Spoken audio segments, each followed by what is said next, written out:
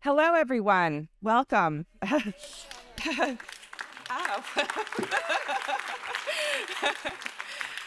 Well, I'm the least distinguished person on this stage, but thanks for that. It's a sign we're revving up, right?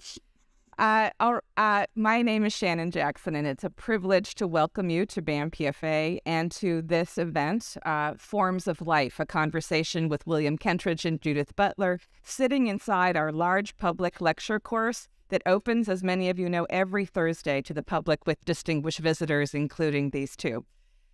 Our capacity to teach this huge course with varieties of undergraduates, to have all of these speakers, to have this incredible venue management here at BAMPFA, all happens because of a generous donation from the Cramlick Art Foundation, allowing us, okay, let's do it. You stole it. You anticipated where I was going, because we are so indebted for the ability here to advance that foundation's mission in education, research, and public engagement in the field of time-based media art. As a part of that generosity, also the Cramlick Collection has loaned a range of works that have been curated in an exhibition entitled Out of Africa by BAMPFA's own director, Julie Rodriguez-Woodham, who is here below. We hope you'll get a chance to see that and re-experience it over the next several weeks.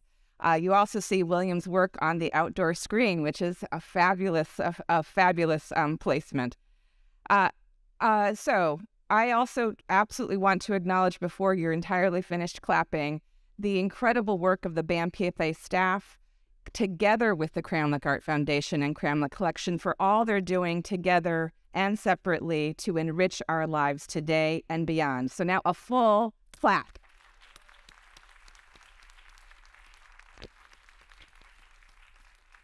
Okay, around about 1988, 1989, a South African artist, designer, and theater maker was contemplating a shift in his practice. Already known for his compelling charcoal drawings, he tried experiments that would allow viewers and himself to experience the temporal, provisional elements of his artistic process. He developed a series of stories and characters reckoning with the legacies of apartheid South Africa, rendering them as serial photos that tracked slight adjustments in every charcoal-based image. Those charcoal smudge narratives were collected eventually as 9 drawings for projection, a body of work that would bring William Kentridge to international attention.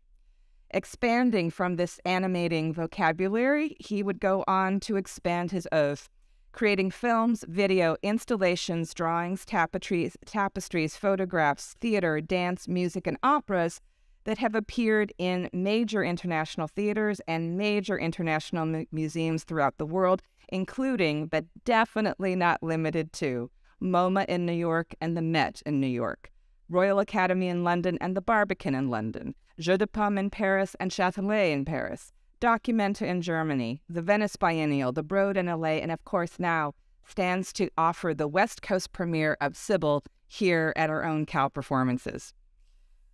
Around 1988, 1989, an untenured assistant professor of philosophy at George Washington University was gathering their thoughts about the social construction of gender.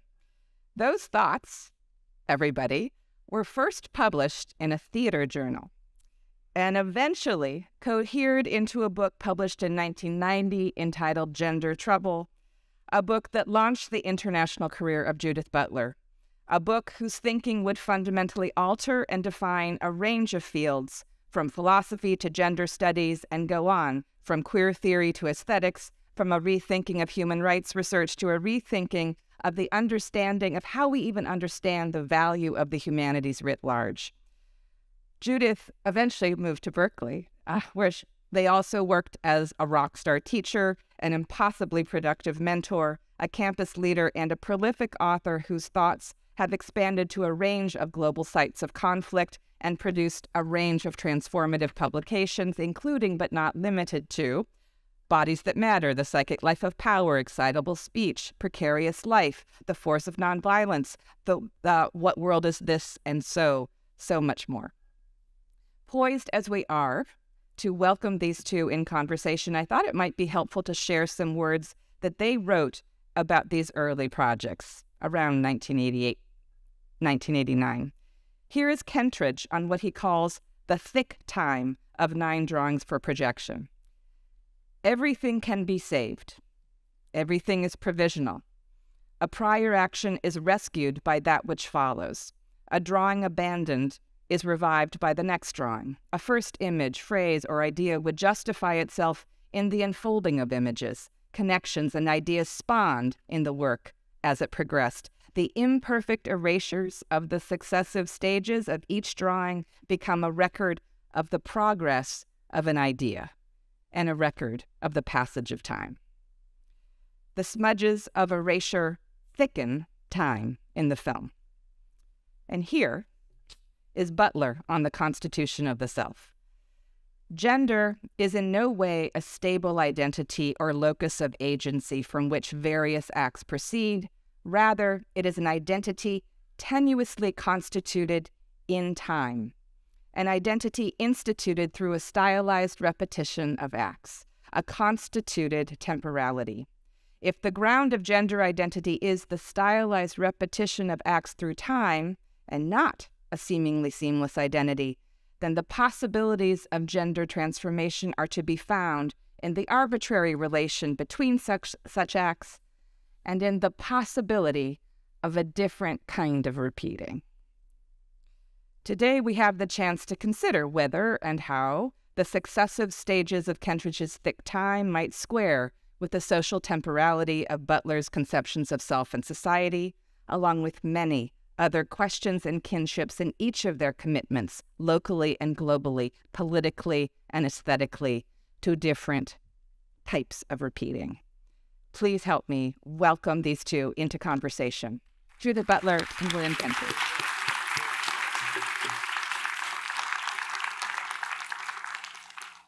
Alrighty. Thank you.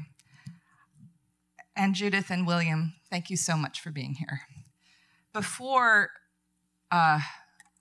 without asking your approval, because we needed to make a marketing deadline, I titled this event Forms of Life, thinking that there could be some kinship there, thinking deeply about aesthetics and about the types of lives all of you, both of you are so interested in. And so, William, I thought perhaps you might meditate with us a little bit about form and life, and the types of forms you make in order to represent or develop different kinds of liveliness.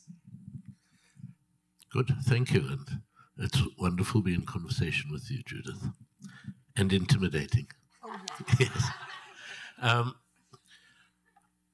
Those two terms, form and life, are not two words that would ever enter my thoughts when I'm in the studio. So I'll pause them slightly and talk rather about mediums and techniques as a form, and life, maybe the result, and what it shows. So I'm interested always in a kind of migration of images from one medium to another, from an etching to a drawing to a film to a performance, back out into an etching or a drawing. In which there are two things. There's both obviously a provisionality of form, that it can shift and change, but also in what you learn when you move from one to another, and also the way a drawing might spark an idea for a performance, which might spark an idea for a whole series of a video or something of that nature. So maybe I'll just show a couple of things to show one way of thinking about this. These are some images, if I can find them here. We've got to wake this whole machine up. Yeah, good to get it waking,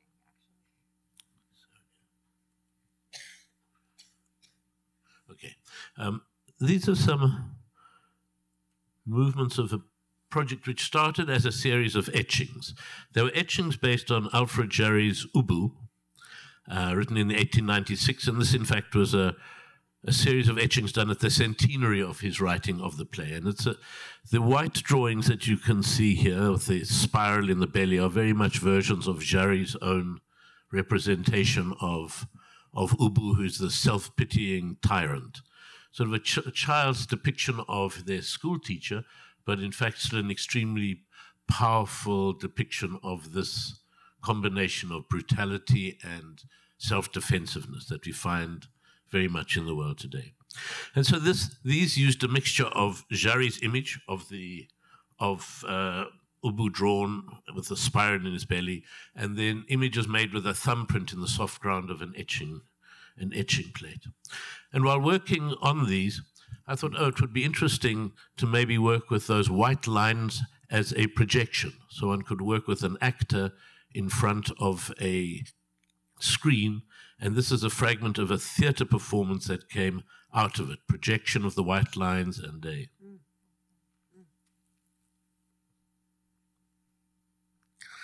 And then, I mean, in terms of different forms, this turned into this puppet theater performance, and Jarry got mixed together with evidence from the Truth and Reconciliation Commission in Johannesburg. So we had this burlesque of Jarry, and we had the Truth and Reconciliation Commission. And in this theater piece, there was a mixture of very crude drawing and archival material as a way of thinking about the history of South Africa. The Truth and Reconciliation Commission was set up to examine human rights abuses in the apartheid era. So it went from etching into theater performance into a video installation. Listen to the voice of nations of Africa.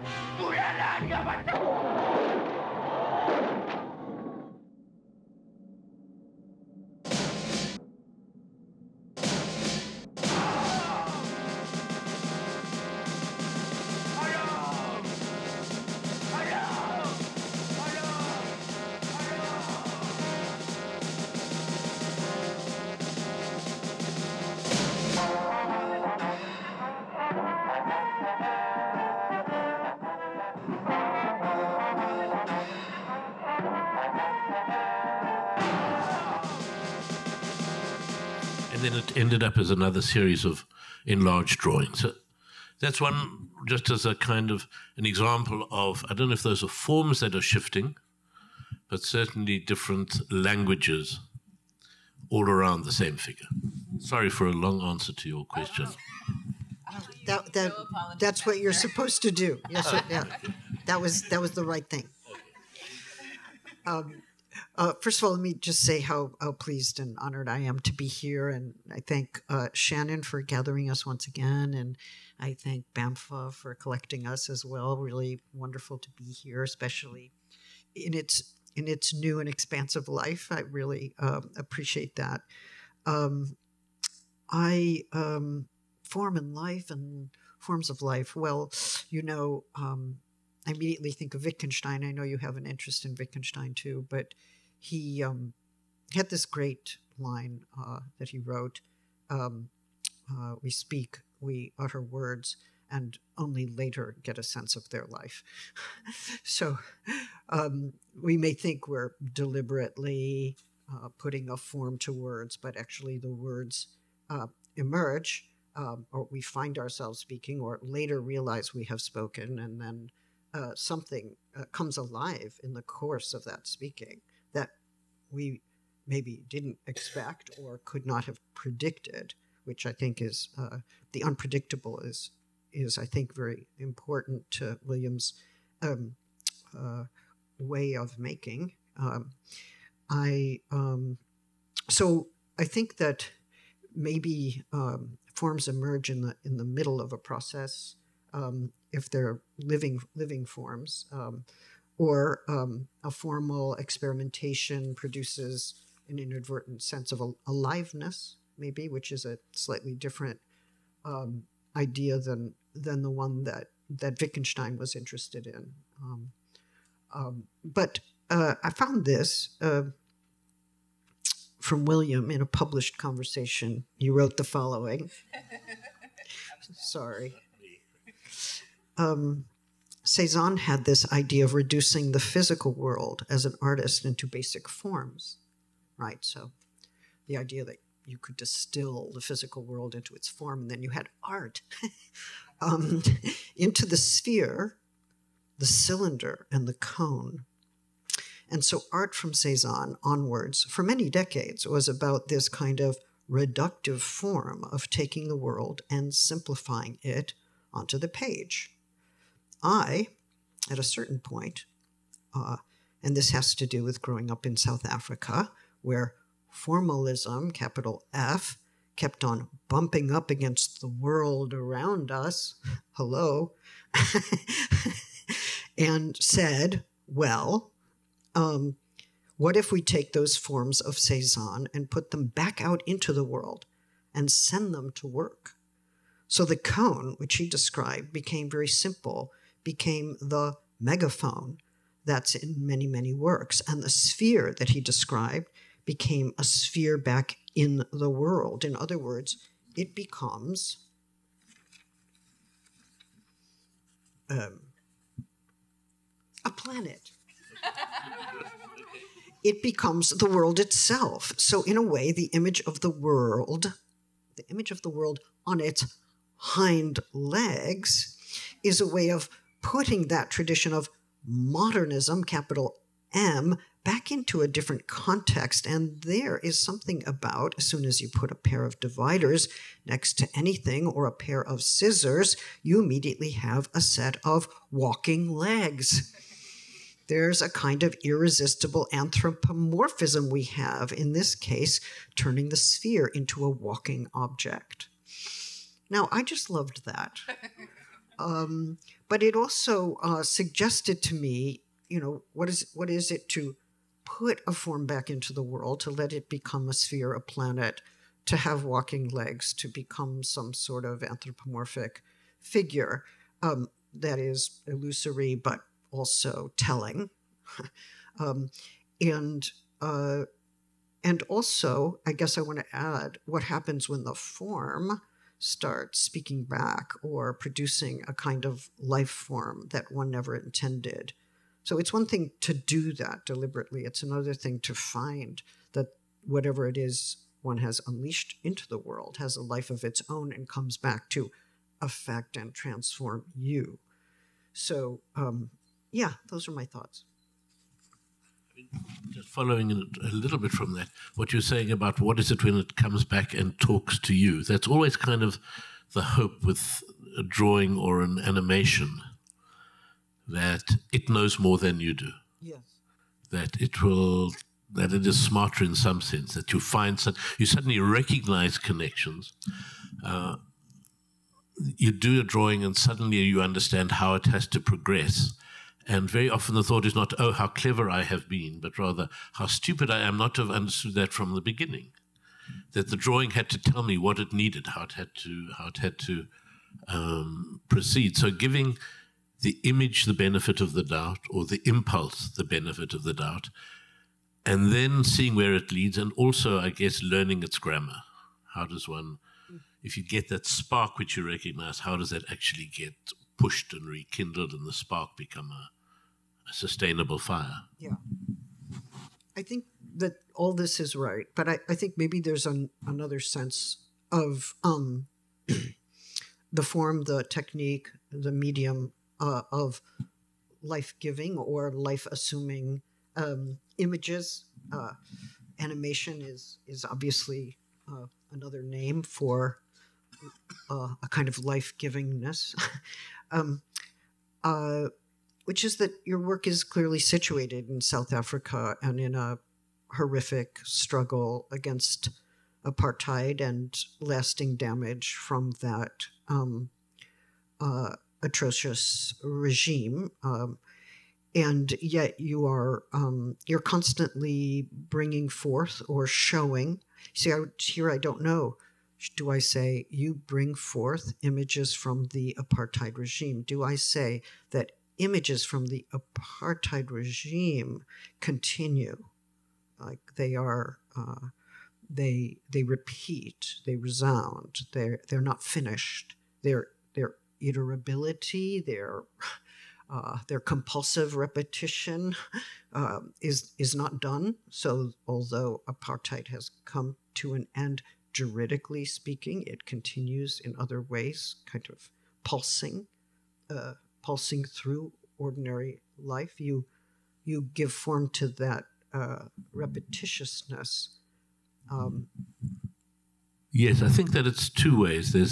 There's a way in which those images, that history sits inside, in my case, my 68 years of living through South African history from earliest childhood memories to now. So those images of the photographs of Sharpeville are sitting in my head, even those are from 1960. So redoing them or revisiting them, or those images coming back, in the one hand of saying they're still inside me as an individually, personally there, but they're also there as a kind of marker for things that should not be forgotten. You know, things that do disappear so quickly and so easily, historic. I mean, it's always the shock of how quickly things are either naturalized or disappear in memory.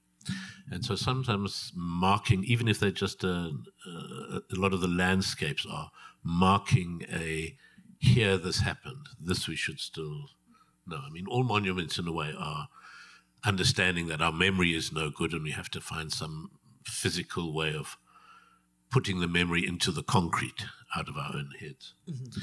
So I think the repetition is, because there's so many images that keep getting repeated, and I sometimes think it's a lack of imagination for sure, that there aren't new images. But I also sometimes think of them as like commedia dell'arte, stock characters that are there in the cupboard to come out, and the rhinoceros is called into service endlessly to perform the next role. Yeah. I could just amplify a little bit on there, because I think you've edged into this conversation about the world around us, and what it means to be making forms or mediums or using techniques that involves urgent content. And both of you, I think, are often engaging in contexts of where there's legacies of violence, if not present violence, where there's contexts of human rights abuse, et cetera. And at the same time, both of you have I don't want to say, I could say oblique, roundabout, provisional, a commitment to, I would just sort of say, a less reductive articulation about political action and the need for political action, even as you both keep continuing. And I wonder if you could say a little bit more about that, since it's sometimes some of those urgent questions about aesthetics and politics are certainly things that we talk about a lot at Berkeley, but are always kind of confounded by at the same time.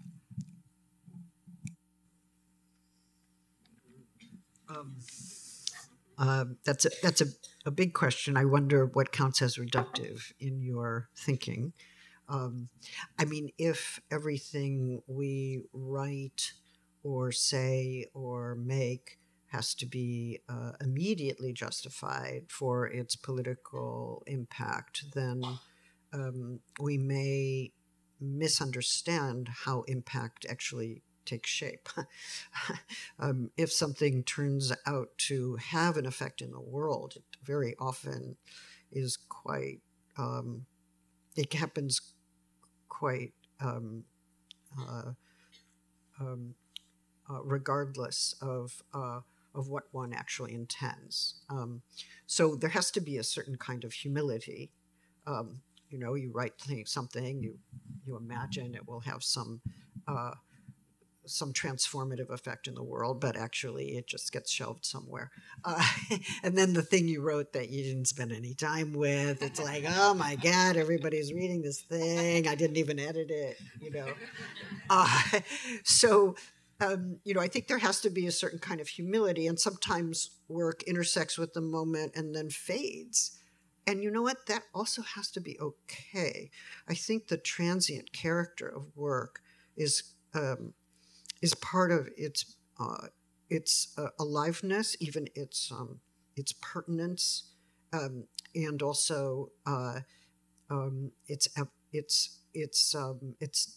destiny to become forgotten. So that's also been interesting for me as somebody who started, who's kind of launched into a public eye in my 30s and really didn't understand what was happening. You know, that was the moment. That was a moment. It was I guess the 90s. I knew he was wearing black, so I did my 90s lesbian imitation once again.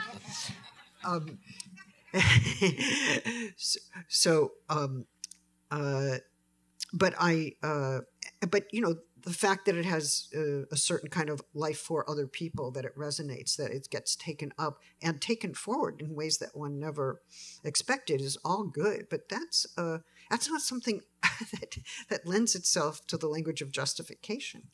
I mean, no. Yeah, it's just if I make something and then I justify it for what I take its political impact to be, I'm pretending like I can foresee what that impact is. And the joke is, we speak, we utter words, and we only later get a sense of their life.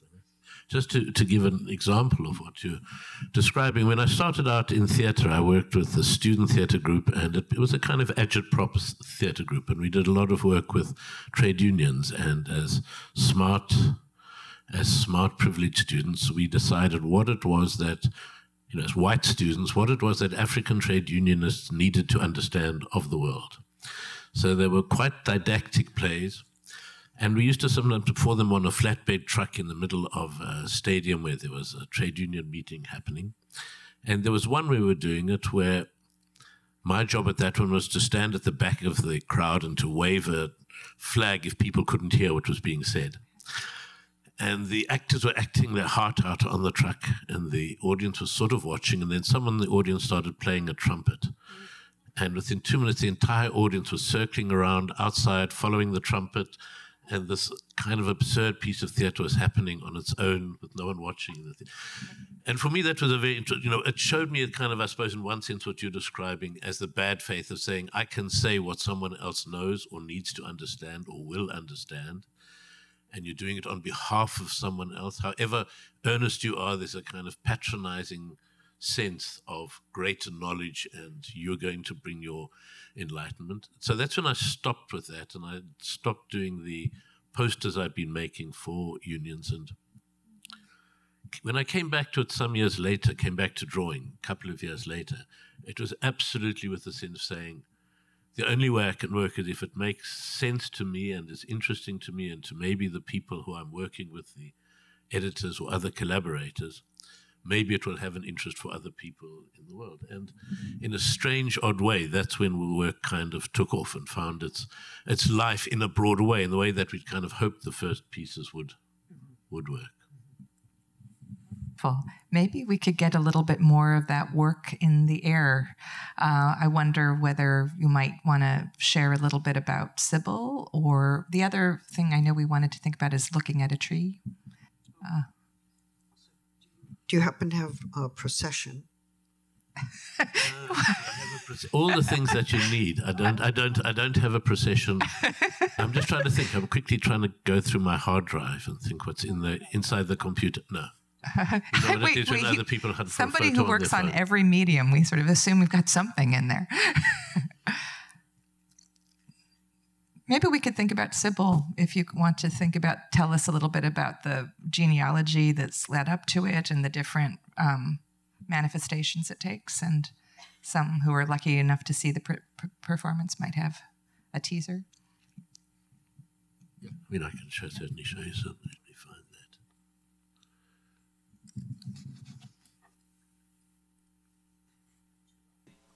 The Sybil, just to give a very, very brief introduction, there's a story that you would go to the Sybil with your question, and you would leave your question at the mouth of her cave, and you would go back to collect your answer. But as you arrived at the cave, there would always be a wind that would blow the leaves around on which she had written the answer, so that you never knew if the leaf or the fate you were picking up was your fate or someone else's. So it connected to Alexander Calder's idea of turning mobiles, which had been part of the prehistory of this project. And let's just show you a fragment here. That's part of an Alexander Calder project at Rome Opera that preceded the project we did. So the idea, we were responding to the Calder with things that turn. And those were sculptures of mine that also turned. But instead of allowing them to keep the abstract form that the Alexander Corders did, there was a sense of, as I said, of putting this back out into the world to work. So there's a moment of coherence as an image comes together, and then it disintegrates into this random mess. So these were all thoughts behind the Sibyl. And then, of course, the idea of leaves as pages.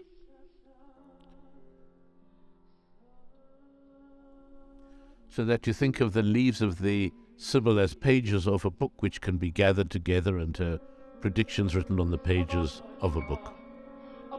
So this is a drawing which is a mixture of pages and tree.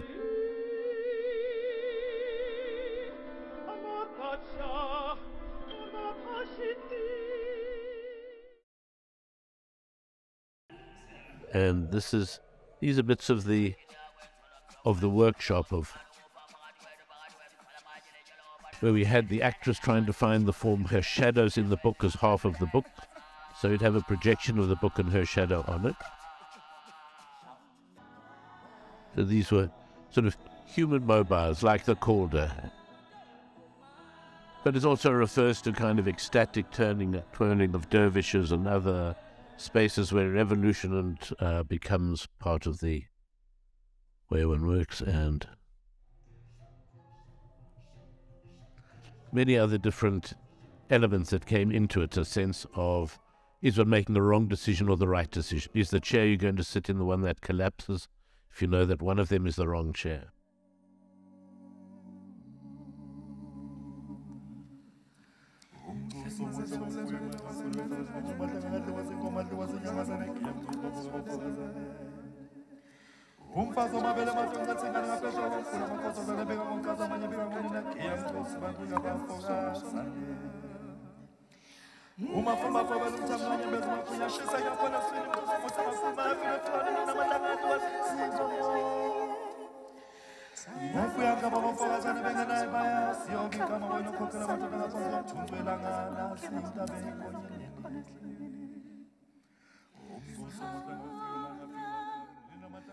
Gives you a sense of the piece.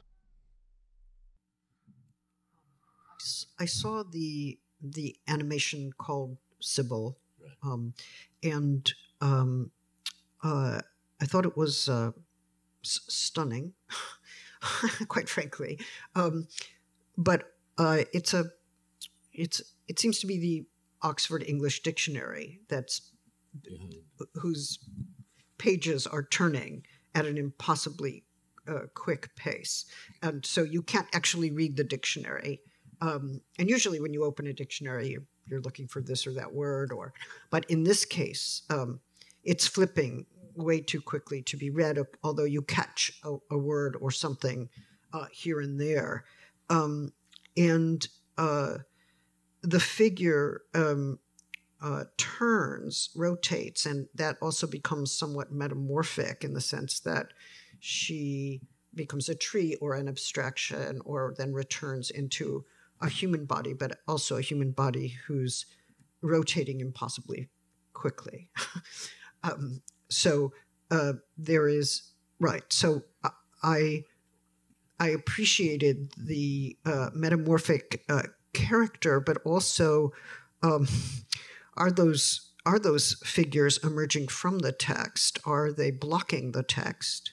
Are they in tension with the text? And then suddenly...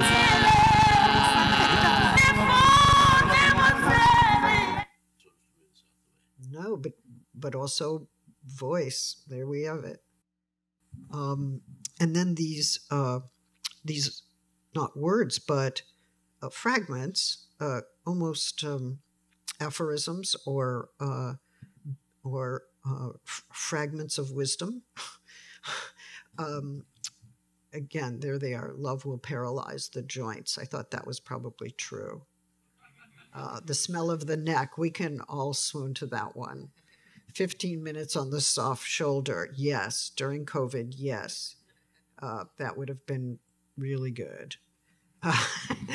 Something has been postponed. In other words, these resonate so profoundly. And it's funny because the text is the background. It's not the elucidation of what's happening. It's not working as a caption. It's not working as a commentary. It's actually working as a background that occasionally produces something or emerges into the foreground. So we're not sure how to think about image and text in light of the background-foreground distinction. It certainly is not an illustrated text. It's like, here's the text, here's the illustration. Oh, this is the text that's going to tell you what's happening with the illustration. No, we're turning that as well, which I found amazing. We're lost. There's not a definitive trajectory, but being lost is not that bad, because it turns out that it resonates with this sense of an unknown fate that you talk about and you write about, and that's in some of these works. In fact, there seem to be sort of three terms. One is destination, one is fate, and then there's a third, which is something like passage or trajectory. I don't know whether you could talk to us a little bit about that.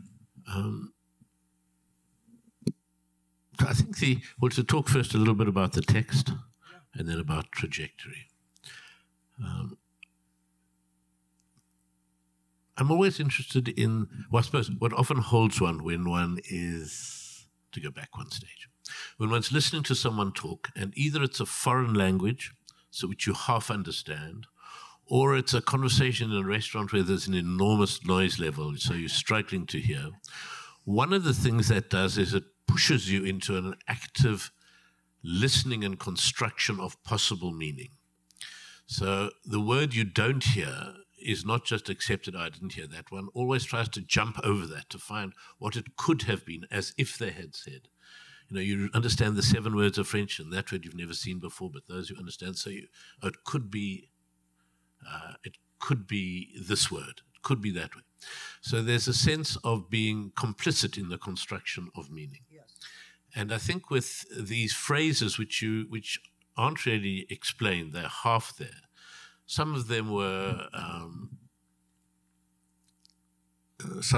there, a half of a phrase which might make sense totally overall, but which is not. What that does, you either switch off because they're just words and letters that don't mean anything, I'm out of it. But the hope is to catch you at the edge of that, is what could that mean? What is that? What is that 15? It's not saying he leant his head on his shoulder for 15 minutes. It's just called 15 minutes on the soft shoulder. And is that an invitation? Well, I just said yes. Yeah. And the phrase which actually follows it, 15 minutes on the soft shoulder, the phrase that follows is, it is not enough. Yeah. And then the next phrase is, but it is not nothing. But it is not nothing. So the phrases try to work at the edge of forcing you to, it's like when you're about to eat something and your salivary glands go and you take it away, you felt it there already, to try to get language to work something in that way. And obviously the music and the singing gives so much extra resonance and power to the words than they have just by themselves. But the words are fragmented. Yes. Visually, the dictionary words are fragmented, and then you give us these bits of there's pathos and comedy in the phrases you do, the fragments you give us, and then in Waiting for Sybil, it seems to me there's a lot of pages that are being strewn about. It's like enough already with the text. It's also people looking for it and know this isn't my fate. I don't want that one. No good. Putting it against the head. What's on that one saying? Tearing it up, like enough with, Enough of those. Yeah. Oh, that maybe that's not the place to look to find, the question of how best to live. I like this. I mean, there's some phrases that have an actual history. So there's one of the phrases, beware of insects with moustaches. And that comes from, in fact, from a Yevtushenko poem. And I just thought it was a crazy line. Then it was explained to me that when Soviet dissidents were taken to psychiatric hospitals, one of the standard questions was, do you see insects with moustaches? Oh. So it had a whole kind of prehistory. I'd read it as this kind of absurd phrase.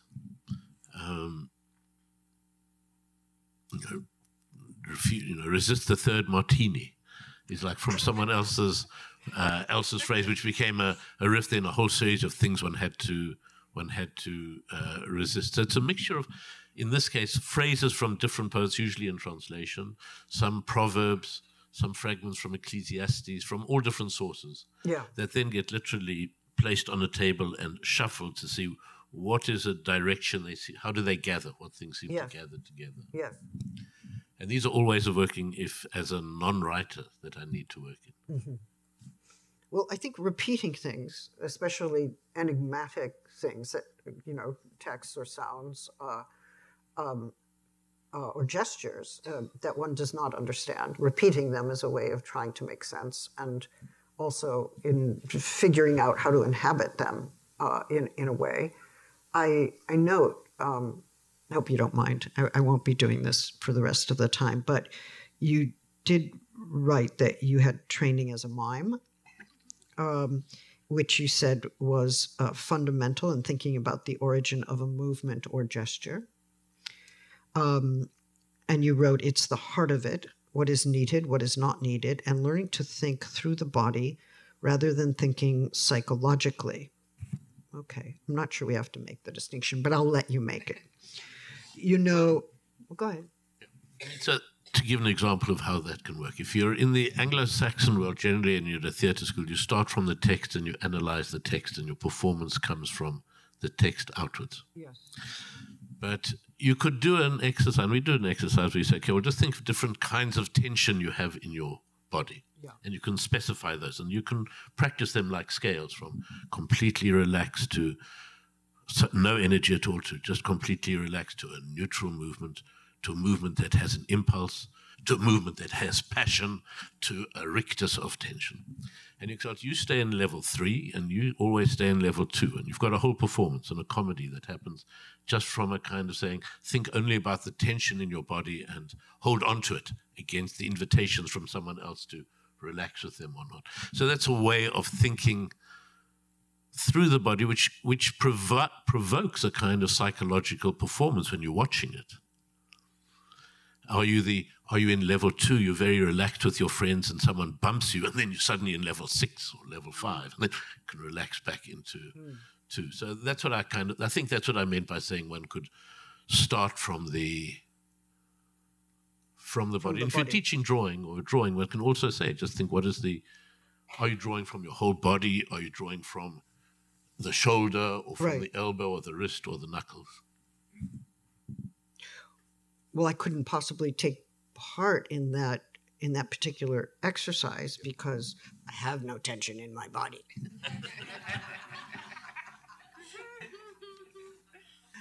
I sit in a shrink's office like this, depending on language, to give me like final insight into my wretched psyche. No, and yet really. That's not actually how you always think, Judith. Of course not. There's often proto-behaviorism in your work as well. I'm defeating my language with my posture. I totally agree. No. Anyway, you do say there, and this has to do with construction and just how deliberate we can be, and maybe it takes us back to where we began. You're right, allowing the body rather than the head to lead you in the studio means allowing a lot of leeway to your arm, your hand. It means giving an image the benefit of the doubt, seeing what the image means at the end, and then you talk about a kind of ambiguity between making and following, which I like because I also am trying to upend ways of thinking about agency and passivity. so you have, you write, this is the artist's project, needing the fragments, even delighting in them, in the project of wresting meaning from them. The meaning is always a construction, comma, a projection, comma, not an edifice. I thought that was great. Something to be made, not simply found. There is always a radical incoherence and a radical instability. All certainties can only be held together by a text, a threat, an army, a fatwa, a sermon that holds the fragments in its iron grip. So I just see you as kind of moving against the iron grip of things, which might take us back to the question of politics, a kind of anti-dogma, right? Yeah, non-reductive and anti-dogma, but also this idea of both making and following, like putting something into motion and then following it, or putting into motion and following it at the same time.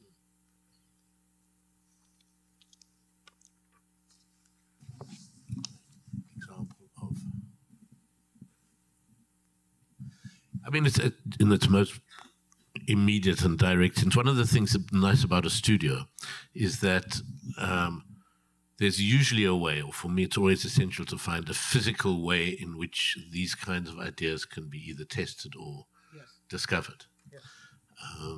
Because it doesn't have to start, if you're a writer, you need to start with words somewhere. Yeah. Therefore, the interrogating words, that's also more difficult, whereas in the studio where a smudge of charcoal, you know, is starting from mess, and you have to try to see what can be rescued from that mess, and then follow the conversation between the drawing and yourself as it progresses.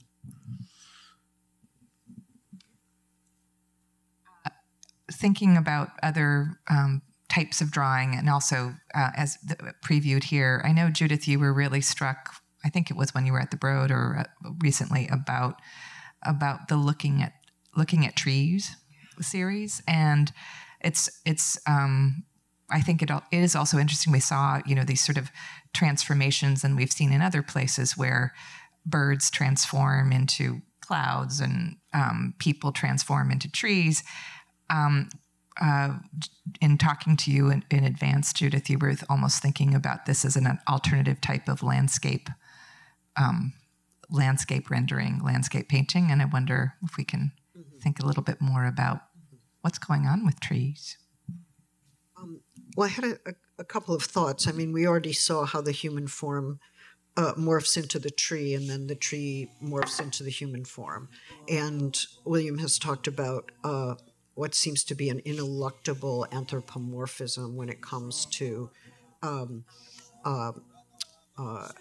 natural objects or even machines. There's one piece that was at the Broad where a machine is in the middle of the room, like literally breathing.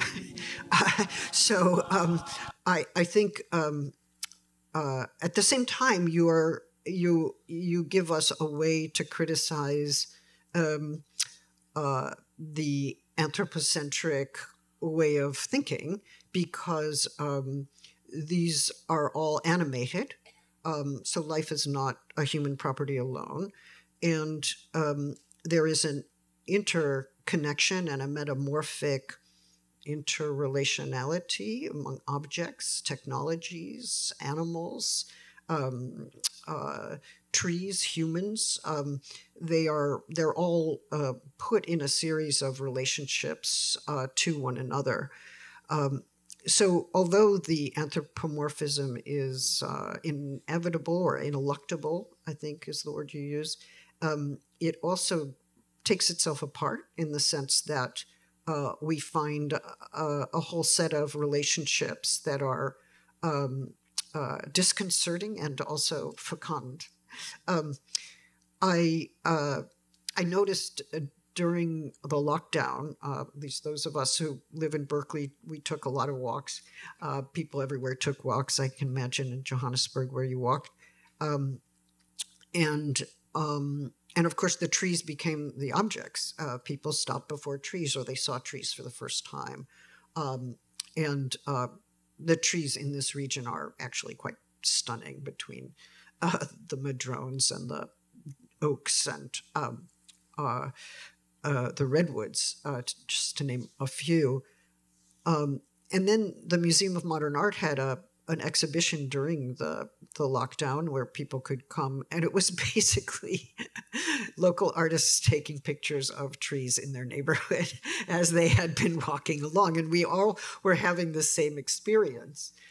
But I felt very grateful for the tree, and in particular the photographs of trees or the sketches of trees. It was as if I could, for a moment, loan out my own mind to the object in order to then receive my mind back from the object in a regenerated form. And I missed going to museums. I missed going to art. I felt that I was actually suffering at a sensorial level that was really horrific. But the trees were oddly like reanimating. It's as if they breathed some kind of life into me. I found myself having an object relation with trees, you know. So the trees started because of the qualities of Chinese or Japanese calligraphic brushes. That if you look after your brushes well, you can keep a beautifully fine point, and you know how to wash them and do that properly. And so your brushes keep a very fine point. But if, as in my studio, after a short while, the brushes start losing their point and they spread out, and you think you're doing a fine line, but you get 5 uneven parallel lines. And that randomness of those marks is what started the idea of these ink drawings of trees, because of the way, it's always a question in art, how does one represent the myriad leaves of a tree, either by drawing them or schematizing them? You always have to reduce it in one form or another. So there's something about the roughness of the bad brush that made the trees happen. But then once the trees started growing and started happening, and they grow because they're on many different sheets of paper, and so you can say this one looks too thin or too fat. We can edit, it needs to shift out further to the side. It can happen in that form. Then obviously one has what is the sense of the tree, and there's firstly the pleasure of the way they meet that drawing halfway, the way the bad brush and the idea of tree come together. But there were also other things of the length of the life of a tree, that the tree should be so much older than we can be. And when a tree dies young, at 50 years old, 60 years old, it's kind of shocking. But it was also provoked by a story a friend of mine from Sweden has, who is a shipbuilder. He makes small boats that he sails in. And he was working on a piece of carpentry for me, and we were in Berlin, and he had to get some more wood. And he said, "Oh, I hope I don't get German wood." And I said, "What's wrong with German wood?" He said, "It all has so much shrapnel in it that the tree 70 years after the end of the Second World War still are, and particularly all the grand old oaks in the forests are so riddled with shrapnel that destroys the saws when you're sawing them." But the idea of a tree holding that history, and that as that tree grows older, so the Second World War gets swallowed more and more inside it. So it's not exactly anthropomorphic, but it's not divorced from our sense of ourselves and memory and tree as body.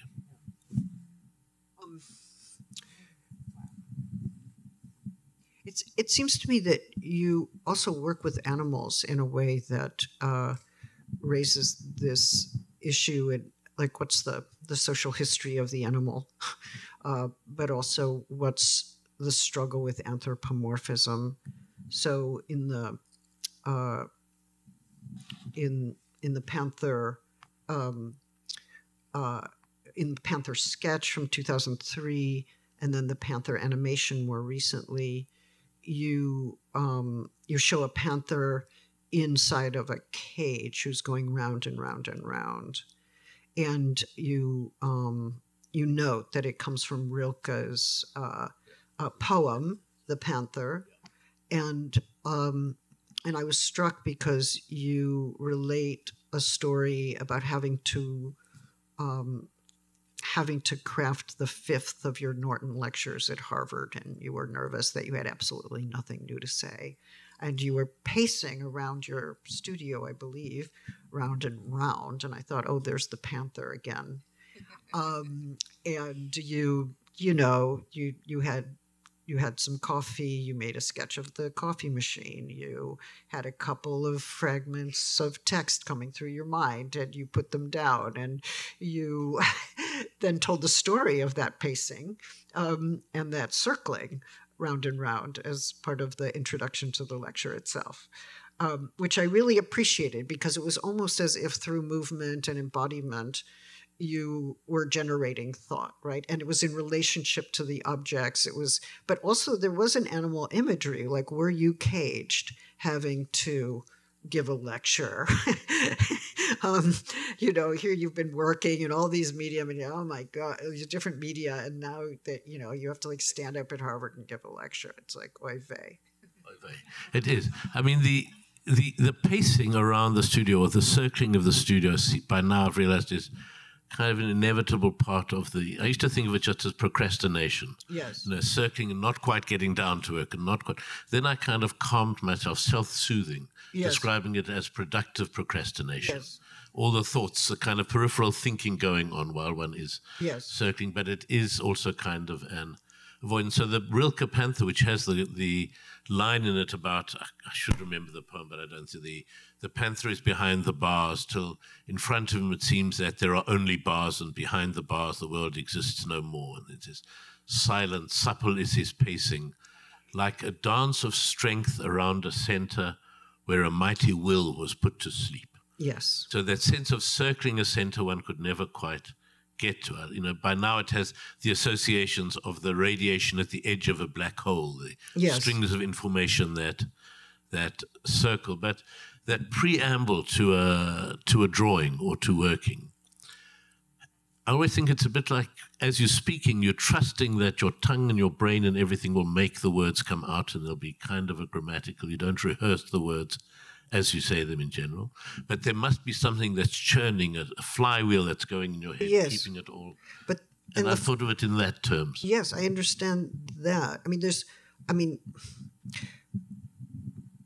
Obviously there's the rotating figure in Sybil, and then that becomes metamorphic, right? So it rotates until it changes, and then it changes back. So there is a generative metamorphic character to that rotation, which is maybe like the panther, but the panther is also an interesting figure only because I believe Rilke encountered it in the Jardin des Plantes in Paris in about 1902 or so, and it was when the garden contained so-called exotic animals in cages, which, was absolutely horrific. They still have a zoo, but they claim now that it's kinder. I don't know if that's true. Let's hope it's true. But I was thinking that going around in circles is futility and capture and cagedness. And yet it also has this other side, which is whirling and generative and a kind of quick-paced metamorphosis.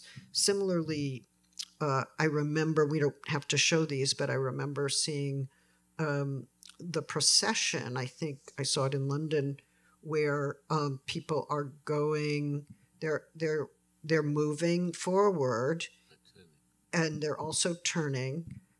It looks like forced migration. It looks like a number of Black South Africans who've been expelled or, displaced because of violence. At the same time, there's a kind of choreography. There's intense misery, and then there is a kind of joyfulness. So the procession, it's not a death march. It kind of could be, but then it's a parade and maybe even a demonstration or a dance. And, you have that ability to hold those extremes of suffering and joy together in ways that I think crack us open and give us a way to become emotionally more capacious in relation to our world. So, I mean, in the More Sweetly Play the Dance, which I'm stupidly, I don't want to spend 20 minutes trying to track it down through wormholes here. But it's a large processional piece, and it was filmed in my studio in Johannesburg, and we did, every actor or the participants did many different things. There is a tradition in South Africa and certain Christian churches of a kind of singing and praying which involves a circling and a turning within the circle. So each person is turning and revolving as they circle. And that was one of the things that we had. So it's moving all together, but the group is turning and each individual is also turning. And that put me in mind of the medieval conundrum of the plague, when a lot of the form of the dance of death, where you had medieval and artworks by many different artists, where you, like Holbein's famous dance of death, where you would have the figure of death accompanying everybody from the Pope to the bishop to the rich merchant to the peasant to the child, being subject to death carrying them off in the plague, kind of big memento mori. But you also had the tradition that, or the myth, that if everybody in your village gathered and danced in the town square and didn't stop dancing, the plague would go from the previous village, which it had decimated, would bypass your village if you were all dancing and go on to the next village. So the dance in that also becomes a resistance to that and a life force. If there's that amount of energy in you, how can something like the plague reach you or land on you? That your energy is going to keep it at bay. So both of those things were there in that. It seems like there's repetition, rotation, and procession, right? So sometimes one is going somewhere, but it's unclear where. It is, and I think that's because of the open-endedness of where. I mean, a lot of my friends said, "Why don't you show where they're going?" You know, my Communist Party friends in Johannesburg say, "Yeah, I love the piece, but you need to show where they're going." And I said, if there was such a clear answer, yes, then maybe. But to give any, say, this is where it's going to end up, one needs to hold on to the idea of, and it gives agency, in fact, to say there isn't a set ending. It has to do with energy, human will, all of those things as to which way you push it. In South Africa at the moment, you know, we're in a calamitous state the way the situation is, but nonetheless there are still, as well as the pessimistic outlook ahead, there's also an optimistic one. There are fantastic projects being done by different people that are still there, and they don't become of no value because there are also destructive things happening. So to have the open-endedness of where that procession will go wasn't only an easy answer. It may also have been that. Shannon, I would like to pull you in for a minute. What? No, we don't have to. No, seriously, because I think what William just said opens up the importance of collaboration. I can't think of anything he's done that hasn't been collaborative. And one of the problems I had with thinking about gender in the early years is that people thought, oh, this is a highly individualistic operation. But actually, gender is never individualistic. It's always with or for or around others. They may or may not be immediately present, but it's a social event, maybe more so now than before. But I'm just thinking about what is the importance of collaboration. And there are human collaborators in various choreographies and puppetry and some of the dance forms that you're describing, the movement forms. But there's also a collaboration among objects and animals and technologies and humans in ways that are unexpected. And that's also a revised idea of collaboration, as opposed to I am an individuated artist who has a signature who will now collaborate with another individuated artist who has his or her or their signature. And instead, it's kind of, sometimes it often seems to me that these types of art these types of projects that William makes and the types of projects that I like the most are revealing tacit collaboration that's already there, that it's already a kind of ensemble, that a charcoal drawing that in 1988 was hung on a wall was already a social event, and you developed forms and techniques and processes in media to reveal that tacit status. I am mindful that we might have questions brewing from the audience, but I'm also mindful that when it comes to where things are going, that William suggested that he might actually share the next project, a bit that is so exciting in its various dimensions. So perhaps we could get a little taste, William, of the next one? We can. It doesn't come directly. I mean, it's very much a collaborative project in the sense that it's working with a team of singers, dancers, actors, editors, to put together a theatrical piece that is gradually taking shape. We used at the beginning a physical form, a language of it, which I just have to jump out of this and I can. So this was a piece it comes out of. It came out of the idea of working with these cardboard heads that actors or singers would hold in front to be the character.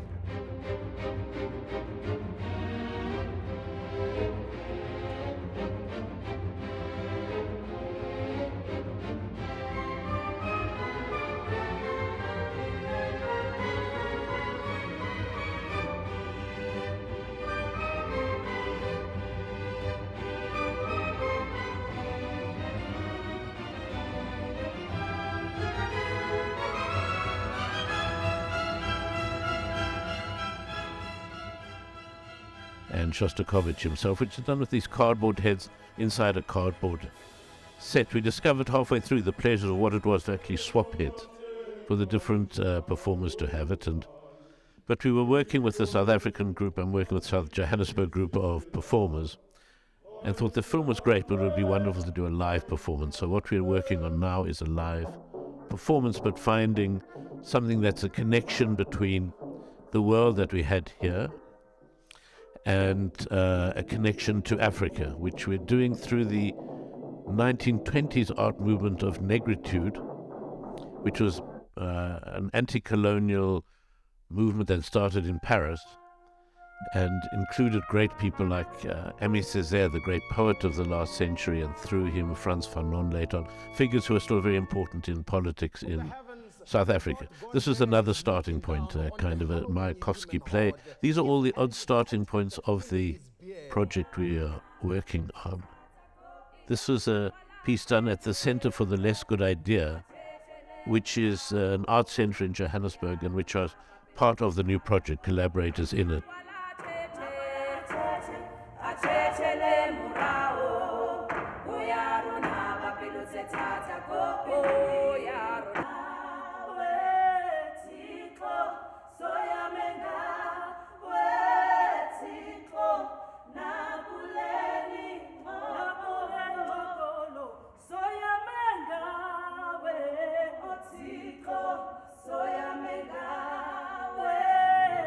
This is also an improvisation from the center of Schubert.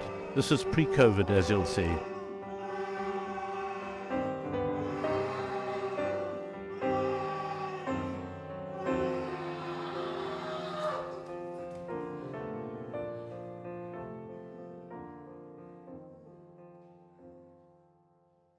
But this is a 3-minute introduction to the new project. We did a workshop for 8 days in Johannesburg. And there was a story of a ship that went from Marseille to Martinique, which was a French colony, which had on it, on that journey, Claude Lévi-Strauss, the anthropologist, André Breton, the surrealist writer, Wilfredo Lam, a Cuban artist, Anna Seguers, a novelist, Victor Serge, the communist novelist. But also on that journey, so it's a journey a year before had been Césaire himself. 2 years before it, or a year and a half before, had been Trotsky getting to Mexico. And it's about a movement from constructivism to surrealism, and this is its world. We don't know what it is yet. So this is 3 minutes from the workshop. History counts its skeleton in round numbers, 1,000. And one remains 1,000, as though that one never existed.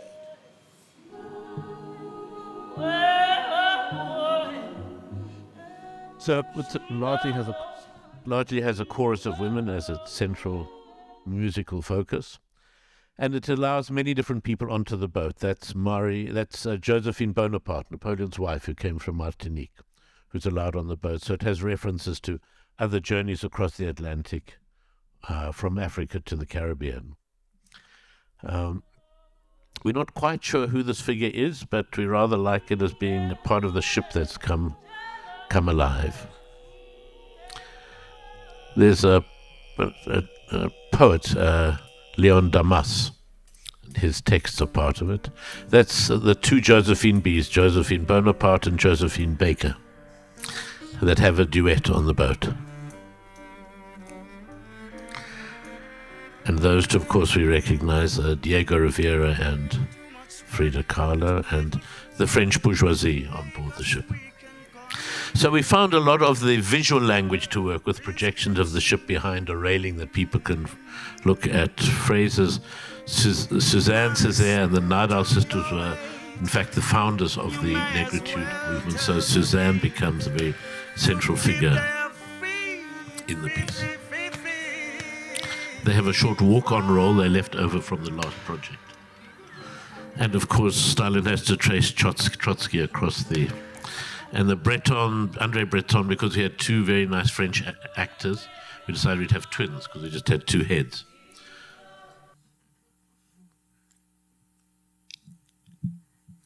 That's the bones of it. When I heard a description of the project last night, I could not wait to teach it. There is so much to teach in what's coming here, and also this alternative history making. So I'm mindful that the audience, which is has been, I know, wrapped by the thoughts and ideas of these two. I wonder if there are a few questions brewing before we adjourn. And if you do have a question brewing, it'll help the ushers as well as me if you just raise your hand, and we can get a mic to people as quickly as possible. Oh.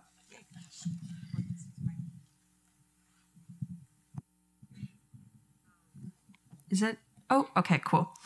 I think my big question, because you guys talked a lot about collaboration within identities, within artwork, I was wondering if you thought if anything you create or any theories that you publish, if any of them could actually be considered new, or if you're just giving form to all of these different, I guess, things you've interacted with before.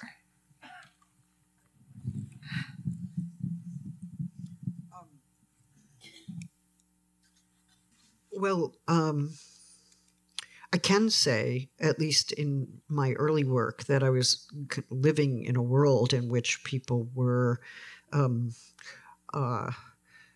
doing gender differently, or new kinds of political claims were emerging about gender and sexuality, about other issues related to the body. And that I was simply registering what I was taking in from the world.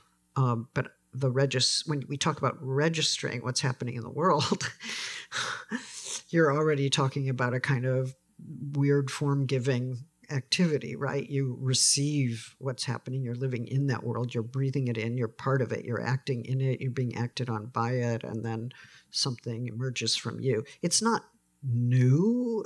I think people make a mistake when they imagine, somebody wrote a theory and then that theory had an effect on the world, and then there were new things in the world because people read the theory. It's like, no, it doesn't work that way.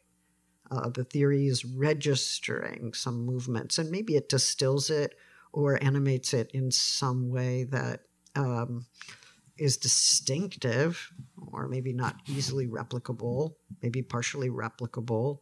But the idea of the radically new is probably a mistake. At least that's how I think about it now. Yeah, I mean, I would say very similar. You know, the charcoal animation, I make no claims to being the person who invented that. Working with flat cardboard masks, I'm sure people have done that many, many times in the past. So if you start with that as your question, you're doomed to failure. One has to work with what things quicken your pulse as you watch them in front of you, or whether it's outside in the world or on the wall in a studio. And I'd never thought of the term registering them, but I will now. Wonderful. Thank you. Another question? Yes, here. Anyone else have one? Just so ushers can see. Okay. I'll help there. And can you guys? Sorry. I can speak out loud. We need to get you on a recording. Okay. I'm going to pass here while you pass the microphone there, and we'll just get some. Thank you. Well, this has been incredible. And the first time I saw your work, William, was at LACMA, and I almost fainted. I was so excited and taught your films to all my students ever after. My question is a little bit off topic, but I'd love it to hear what you think. I keep reading about the demise of liberal arts and schools canceling English and French and God knows what else. And I wondered if you could speak to that, and especially as I have some conversations with younger people, they're getting into this college as vocational, like it's so expensive and people need to get a job and everybody should be an engineer. I don't know, but I wondered if you could speak to that and what to say to these people that might help them understand what some of us all know but don't really know how to talk about anymore. I mean, in South Africa, there's a generational thing. So in my family's case, when Jews emigrated to South Africa from Lithuania at the turn of the beginning of the 20th century, end of the 19th century, a lot were uneducated, very poor, and there was a huge pressure for their children to excel and to get a real profession, as my father and his father did. Once that was done, there was much less pressure on the next generation to feel they had to get a paying profession. And so in my case, there was no pressure from my family to say, oh, you need to get a real job. They were happy to watch whatever happened. But if, for example, since the ending of apartheid, there's now a black middle class in South Africa that is growing up, that is one generation old. But there is still enormous pressure if you're getting out of poverty into the middle class. There are so many uncles and aunts and family that rely on you as the savior of this extended family that the pressure to get a paying job is enormous. Not to say that there aren't thousands and thousands of young black artists and dancers in South Africa, but it takes a real act of will to push through all the other pressures around you. And I suppose that makes it so that it's not just a luxury. In some ways, it's completely vital, as we know it is. And one has to find what are the mechanisms where that can be helped through scholarships, through other institutions, through informal undertakings that can make that happen. But I would also thought, I mean, I'm not in the academy. I'm not in a university. But just anecdotally, it seems that so many people who go into high-paying jobs after university have come from the humanities and not only from computer science. But I'm the wrong person to be asking this. Judith, you have some thoughts on this one?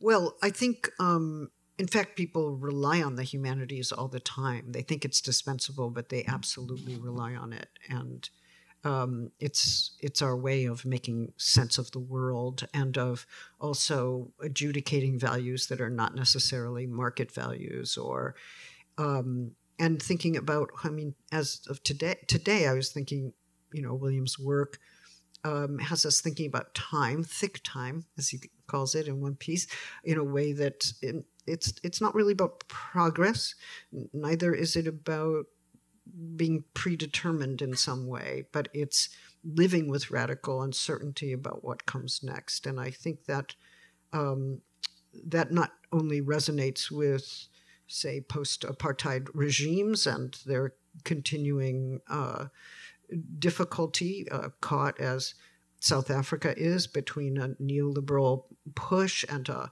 call to reconstruct the university in ways that will get rid of the colonial past. What is the path? What is the path forward? We have a critique of progress, because progress understood as technological innovation alone has destroyed the earth. At the same time, we need certain kinds of technologies to be healthy and well, and even to make the kind of art that William makes. How do we find our way in between determinism and old ideas of progress that turn out to be forms of destruction? I think we're all living in those times. I don't know anyone who's not thinking or feeling that problem. That is the problem that the humanities thinks about. Nobody who teaches a novel doesn't teach time.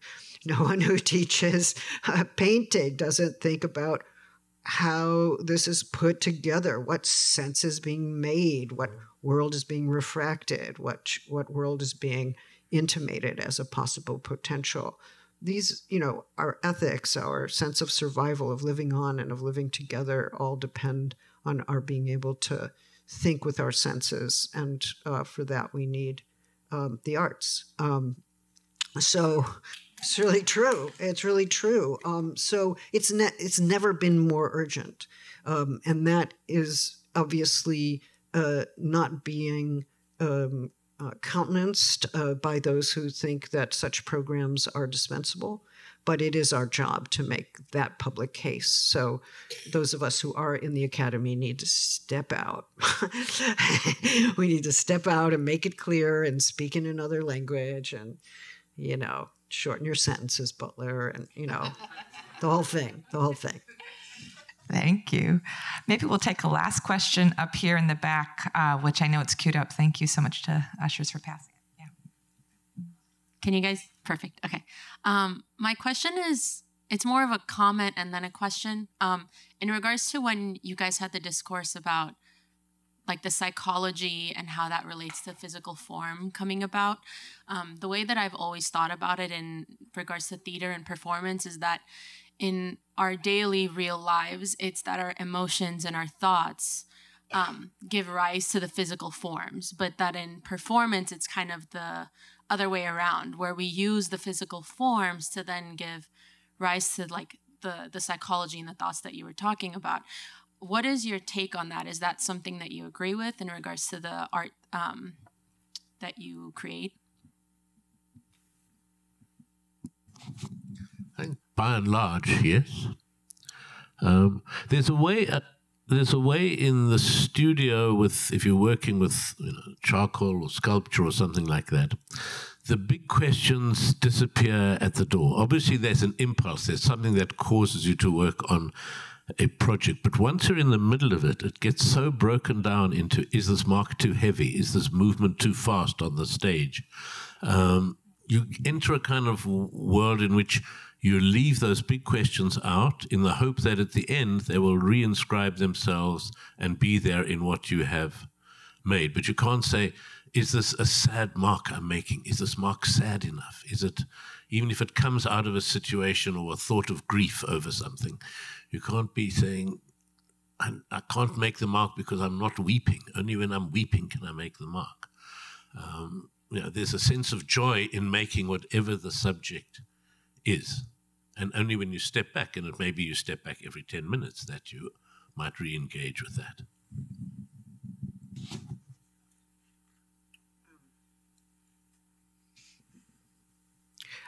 I think obviously we bring something to the forms we make, and yet the forms articulate something else that links us to the world and produces new ways of seeing and feeling that are somewhat unpredictable. So there's a yielding to form that has to happen in order to derive the benefits from form. And the yielding, I think, is also a sense that something is unfolding here. I can't tell you what it is, but I'm in the midst of the unfolding, and I'm yielding to what will finally transform me or connect me with something I don't know how to feel without this. So I don't know if that answers your question. I think it probably doesn't, but it's the only way I know how to think about it. It seems like it's not either Cartesian volition or pure behaviorism. There's some sort of tangle of sitting betwixt and between consciousness and action, and also, I think, to use a phrase you just brought up earlier, what it means to think with the senses. And I would say that these two have really helped us think deeply with the senses, think about what it means to think with the senses across forms, mediums, techniques, ideas, sites, all throughout the world. And I hope that you'll help me thank them for their incredible thoughts today and for all that time with us today.